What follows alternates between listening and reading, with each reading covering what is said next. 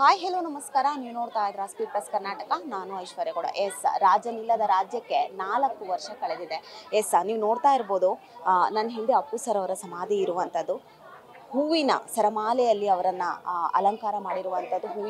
ಮಲ್ಲಿಗೆ ಹೂವಿನ ಮೊಗ್ಗಿನಿಂದ ಹಾರವನ್ನು ಮಾಡಿ ಹಾಕಿರುವಂಥದ್ದು. 4 ವರ್ಷ ಕಳಿತು ಅವರು ಇಲ್ಲದ ಒಂದು ದಿನ. ಅಭಿಮಾನಿಗಳು ಸಾಕಷ್ಟು ಪ್ರಮಾಣದಲ್ಲಿ ಬೆಳಗ್ಗೆಯಿಂದಾನೇ ಬರ್ತಾ ಇರುವಂಥದ್ದು. ಅವರು ಇಲ್ಲ ಅನ್ನೋದು ಯಾರಿಗೂ ಅನ್ನಿಸ್ತಾ ಇಲ್ಲ. ಅವ್ರು ಎಲ್ಲೋ ಒಂದು ಕಡೆ ಇದ್ದಾರೆ ಅನ್ನುವಂಥದ್ದು. ಅಪ್ಪು ಅನ್ನುವಂಥ ಹೆಸರು ಕೇಳಿದರೆ ಸಾಕು ಎಲ್ಲ ಅಭಿಮಾನಿಗಳೆಲ್ಲ ಕಣ್ಣಲ್ಲೂ ನೀರು ಬರ್ತಾ ಇರುವಂಥದ್ದು.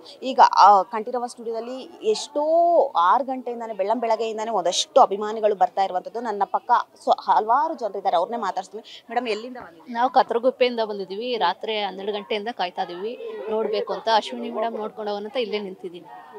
ಅವ್ರು ಇದ್ದಿದ್ದಕ್ಕೆ ಬೇಜಾರಾಯ್ತದೆ ಸ್ವಲ್ಪ. ನಾ ಏನು ಹೇಳೋದು, ಅವ್ರು ಇದ್ದಿದ್ರೆ ಒಳ್ಳೇದಾಗೋದು. ಏನು ಮಾಡೋಕ್ಕಾಗಲ್ಲ. ನೋಡ್ತಿದ್ದೆ. ಸ್ವಲ್ಪ ಬೇಜಾರಾಯ್ತದೆ ಅಷ್ಟೇ. ಬೇಸರವನ್ನ ವ್ಯಕ್ತಪಡಿಸ್ತಾ ಇರುವಂಥದ್ದು. ಹಾಗೆ ಇನ್ನೊಂದಷ್ಟು ಜನರು ಇದ್ದಾರೆ. ಸರ್, ಎಲ್ಲಿಂದ ಬಂದಿದ್ದೀರಾ?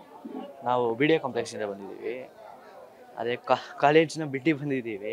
ಅಪ್ಪು ಅಭಿಮಾನಿನೇ ನಾನು ನಮ್ಮ ಫ್ರೆಂಡ್ ಬಂದಿದ್ದೀವಿ. ಹಾಂ, ಅಭಿಮಾನ ಯಾಕೆ ಅಂದರೆ ಅವರಲ್ಲಿರೋ ಗುಣ. ಅವರು ಸತ್ತಿದ್ದಾರೆ ಅಂತ ಇವಾಗಲೂ ಅನ್ನಿಸ್ತಾ ಇಲ್ಲ. ಏನೊಂಥರ ಸ್ಟ್ರಾಂಗ್ ಫೀಲಿಂಗ್ ಅಷ್ಟೇ. ನೀವು ನೋಡ್ತಾ ಇರ್ಬೋದು ವೀಕ್ಷಕರೇ, ಎಷ್ಟೋ ಜನ ಅವ್ರ ಕೈಯಲ್ಲಿ ಹೂಗಳನ್ನ ಇಟ್ಕೊಂಡ್ ಬರ್ತಾ ಇರೋದು. ಅವರಿಗೆ ಸಮರ್ಪಣೆ ಮಾಡೋದಕ್ಕೋಸ್ಕರ ಎಷ್ಟೋ ಜನ ಅವರ ಕೈಯಲ್ಲಿ ಅಪ್ಪು ಅವರಿಗೋಸ್ಕರ ಹೂವುಗಳನ್ನ ತಗೋ ಬರ್ತಾ ಇರುವಂಥದ್ದು.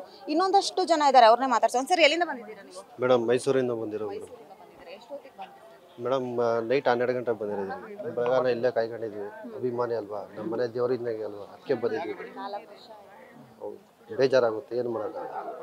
ಅಂದರೆ ನಾವು ಮಾಡೋಂಥ ಕೆಲಸ ಎಲ್ಲ ಅವ್ರು ನೋಡ್ತಾ ಇರ್ಬೇಕಷ್ಟೆ. ಅವರೇ ನಮ್ಮ ಅಭಿಮಾನ. ಓಕೆ, ಎಲ್ಲರೂ ಹೇಳ್ತಾ ಇರುವಂಥದ್ದು ಅಭಿಮಾನ ಹೇಗಿದೆ ಅನ್ನುವಂಥದ್ದಂದರೆ 4 ವರ್ಷ ಕಳೆದ್ರೂ ಕೂಡ ಅವರು ನಮ್ಮ ಮನಸ್ಸಿಂದ ಘಾಸಿ ಆಗಿಲ್ಲ, ಮನಸ್ಸಿಂದ ಆಚೆ ಹೋಗಿಲ್ಲ ಅನ್ನುವಂಥದ್ದು.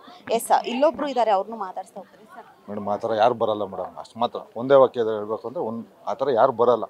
ಮುಂದೆ ಹುಟ್ಟೋದಿಲ್ಲ, ಯಾರು ಹುಟ್ಟಿಲ್ಲ ಅಷ್ಟೇ.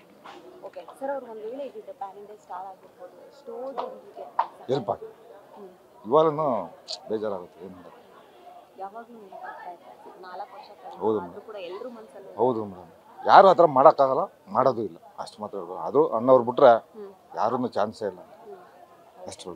ಈಗ ಯುವ ಅವ್ರನ್ನ ಕೂಡ ಪವರ್ ಸ್ಟಾರ್ ಮೇಡಮ್ ಬರ್ಬೋದು ಮುಂದೆ ಬರ್ಬೋದು, ಬರೋಕ್ಕಲ್ಲ ಅಂತ ಹೇಳೋಕ್ಕಿಲ್ಲ. ಬರ್ಬೋದು, ಬಂದ್ರೂ ಆ ಥರ ಯಾರು ಬರೋಕ್ಕಾಗಲ್ಲ. ಆ ಥರ ಫೈಟ್ ಆಗಲಿ, ಡ್ಯಾನ್ಸ್ ಆಗಲಿ, ಆ್ಯಕ್ಟಿಂಗ್ ಆಗಲಿ ಯಾರು ಮಾಡೋಕ್ಕಾಗಲ್ಲ.